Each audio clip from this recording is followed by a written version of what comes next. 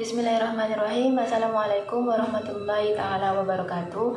Pada kesempatan kali ini, kami dari kelompok 3 pada mata kuliah pengantar manajemen ingin mempresentasikan hasil diskusi kami, yaitu tentang manajemen sumber daya manusia. Nah, sebelum kita memaparkan materi ini, izinkan saya untuk memperkenalkan anggota kelompok kami yang terdiri dari saya Maulia Tata Septia dengan NIM 210301129 dan Uzula Maulidia dengan NIM 210301140, kemudian Muhammad Nur Rasid dengan NIM 210301125 dan Ainur Rifki Azizi dengan NIM 210301130. Nah, selanjutnya kita masuk ke materi. Materi yang pertama yaitu pengertian manajemen sumber daya manusia. Nah, apa sih manajemen sumber daya manusia itu?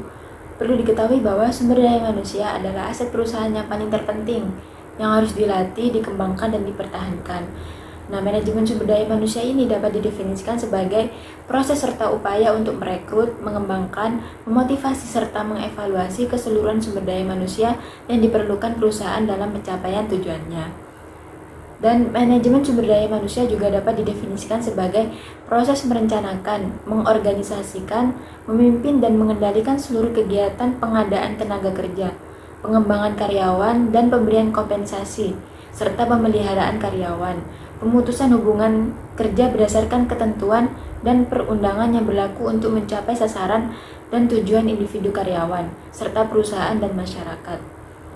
Selanjutnya yaitu pengertian manajemen sumber daya manusia berdasarkan para ahli. Yang pertama yaitu menurut Hasibuan. Manajemen sumber daya manusia adalah ilmu dan seni yang mengatur hubungan dan peran tenaga kerja agar aktif dan efisien membantu terwujudnya tujuan perusahaan, karyawan, dan masyarakat. Selanjutnya menurut Mangkunegara. Manajemen sumber daya manusia adalah suatu pengelolaan dan pendayagunaan sumber daya yang ada pada individu. Pengelolaan dan pendayagunaan tersebut dikembangkan secara maksimal di dalam dunia kerja untuk mencapai tujuan organisasi dan pengembangan individu pegawai. Selanjutnya yaitu menurut Handoko. Manajemen sumber daya manusia adalah penarikan, seleksi, pengembangan, pemeliharaan, dan penggunaan sumber daya manusia untuk mencapai baik tujuan individu maupun tujuan organisasi. Selanjutnya yaitu tujuan manajemen sumber daya manusia. Tujuannya yaitu agar memiliki sumber daya manusia yang berkualitas dalam arti memenuhi persyaratan kompetensi untuk didayagunakan dalam usaha merealisasi visi dan mencapai tujuan-tujuan jangka menengah dan jangka pendek. Dan untuk materi selanjutnya akan dijelaskan oleh rekan saya. Poin yang ketiga yaitu peranan sumber daya manusia. Yang pertama yaitu menetapkan jumlah, kualitas, dan penempatan tenaga kerja yang efektif yang sesuai dengan kebutuhan perusahaan berdasarkan job description, job specification, dan job evaluation. Yang kedua yaitu menetapkan penarikan, seleksi, dan penempatan karyawan berdasarkan asas the right man in the right job. Yang ketiga yaitu menetapkan program kesejahteraan, pengembangan promosi, dan pemberhentian. Yang keempat yaitu meramalkan penawaran dan permintaan di masa yang akan datang. Yang kelima yaitu memperkirakan keadaan perekonomian pada umumnya dan perkembangan perusahaan pada khususnya. Yang keenam yaitu memonitor dengan cermat undang-undang perburuan dan kebijaksanaan pemberian balas jasa perusahaan-perusahaan sejenisnya. Yang ketujuh yaitu memonitor kemajuan teknik dan perkembangan serikat buruh. Yang kedelapan, melaksanakan pendidikan, latihan, dan penilaian prestasi karyawan. Yang kesembilan, mengatur mutasi karyawan baik vertikal maupun horizontal. Yang terakhir yaitu mengatur pensiun, pemberhentian, dan pesangonnya. Poin yang keempat yaitu fungsi manajerial dan operasional manajemen sumber daya manusia. Fungsi manajerial sendiri terbagi menjadi 4. Yang pertama yaitu perencanaan, yang kedua pengorganisasian, ketiga pengarahan, dan yang keempat pengendalian. Yang pertama yaitu perencanaan. Perencanaan adalah merencanakan tenaga kerja yang efektif dan efisien yang sesuai dengan kebutuhan perusahaan agar terwujudnya suatu tujuan. Perencanaan dilakukan dengan menetapkan program kepegawaian. Yang kedua yaitu pengorganisasian. Pengorganisasian adalah kegiatan mengorganisasi semua karyawan dengan menetapkan pembagian kerja, hubungan kerja, delegasi wewenang, integrasi, dan koordinasi dalam bahkan organisasi. Yang ketiga yaitu pengarahan. Pengarahan adalah kegiatan mengarahkan semua karyawan agar mau bekerjasama secara efektif dan efisien dalam membantu terwujudnya tujuan perusahaan, karyawan, dan masyarakat. Yang keempat adalah pengendalian. Pengendalian adalah kegiatan mengendalikan semua karyawan agar menaati peraturan perusahaan dan bekerja sesuai dengan yang telah direncanakan. Apabila terdapat penyimpangan atau kesalahan, maka akan diadakan tindakan perbaikan dan penyempurnaan perencanaan. Perkenalkan, nama saya Enerfu Azizi, NIM 210301130. Di sini saya akan menjelaskan tentang fungsi operasional. Fungsi operasional dibagi menjadi 6. 1. Pengadaan, 2. Pengembangan, 3. Kompensasi, 4. Pengintegrasian, 5. Pemeliharaan, 6. Pemberhentian.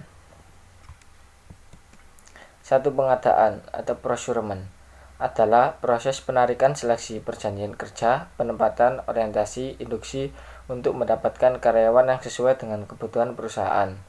Pengadaan yang baik akan membantu terwujudnya tujuan perusahaan. 2. Pengembangan.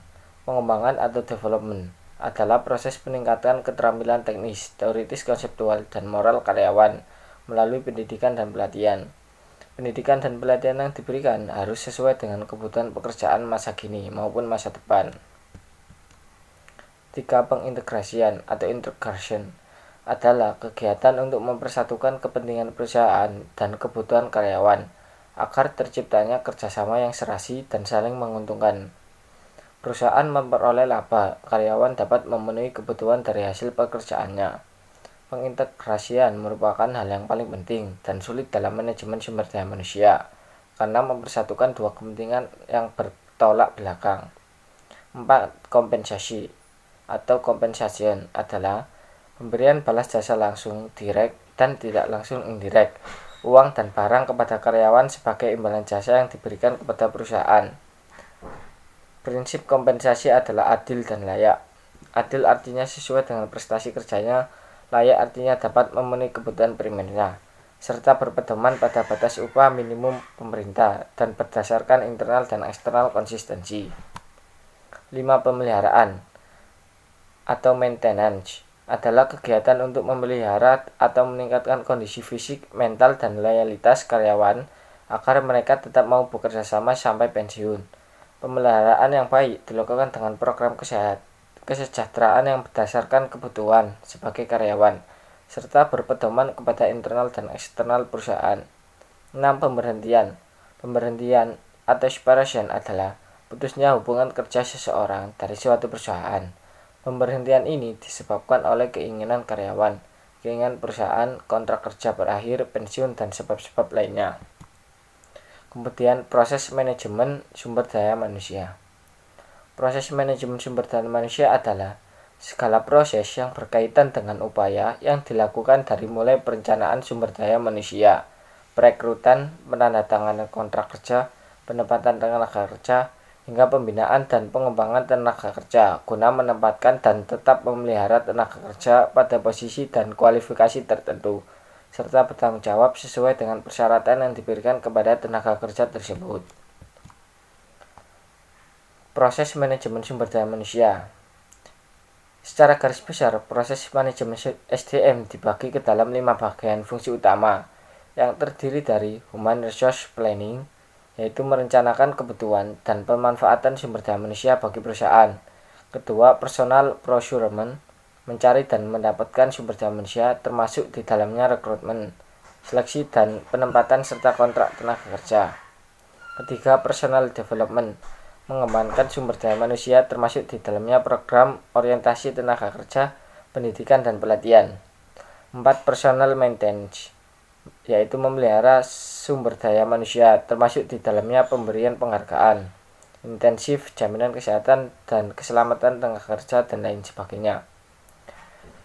Yang terakhir, personal utilization, yaitu memanfaatkan dan mengoptimalkan sumber daya manusia termasuk di dalamnya promosi, demosi, transfer, dan juga separasi.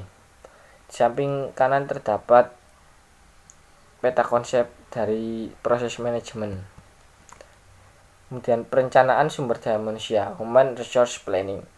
Ada beberapa langkah strategis berhubungan dengan perencanaan dipersiapkan dengan sebaik-baiknya. Pertama, representasi dan refleksi dan rencana strategis perusahaan. Kedua, analisis dan kualifikasi tugas yang akan diemban oleh tenaga kerja. Ketiga, analisis ketersediaan tenaga kerja. 4. Melakukan tindakan inisiatif. 5. Evaluasi dan modifikasi tindakan. Terima kasih. Selanjutnya akan dijelaskan oleh teman saya Muhammad Nur Rasyid. Nama saya Muhammad Nur Rasyid. Di sini saya akan menjelaskan penyediaan sumber daya manusia atau personal procurement. Penyediaan sumber daya manusia dibedakan menjadi 3, yaitu rekrutmen tenaga kerja, seleksi tenaga kerja, dan penempatan tenaga kerja. Yang pertama, rekrutmen. Terdapat 2 jenis rekrutmen yang dapat dilakukan oleh perusahaan, yaitu rekrutmen internal dan rekrutmen eksternal. Rekrutmen internal merupakan proses untuk mendapatkan tenaga kerja yang sudah ada atau yang sudah dimiliki oleh perusahaan. Yang kedua, rekrutmen eksternal, yaitu perusahaan mendapatkan tenaga kerja atau SDM yang akan ditempatkan pada suatu jabatan tertentu yang diperoleh dari luar perusahaan atau seringkali dinamakan dengan outsourcing.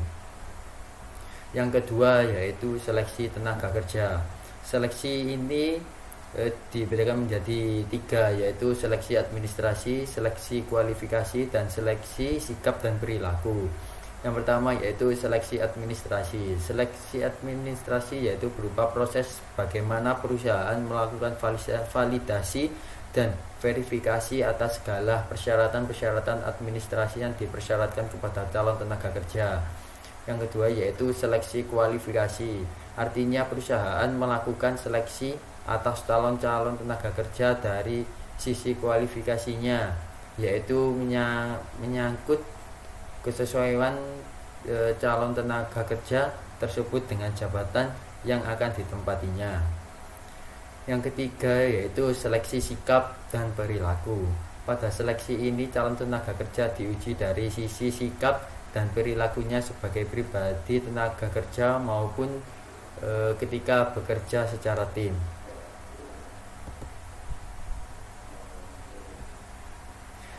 Yang ketiga yaitu penempatan tenaga kerja. Penempatan tenaga kerja yaitu perusahaan perlu benar-benar memastikan bahwa tenaga kerja yang baru direkrutnya benar-benar siap untuk bergabung dengan perusahaan.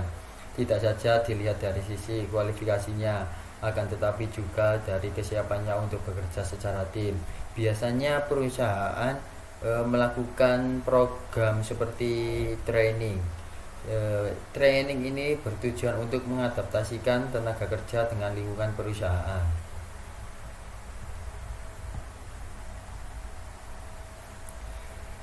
Yang kedua yaitu pengembangan sumber daya manusia atau personal development. Upaya untuk tetap memelihara produktivitas, aktivitas, dan efisiensi perlu terus dilakukan untuk memastikan tenaga kerja tetap terpelihara kualifikasinya sesuai dengan perencanaan strategis perusahaan. Oleh karena itu, program-program pembinaan bagi tenaga kerja yang lama juga perlu dilakukan. Di antaranya program-program tersebut yaitu yang pertama melakukan pelatihan, yang kedua pembinaan, yang ketiga mengadakan perubahan sistem, yang keempat yaitu penghargaan.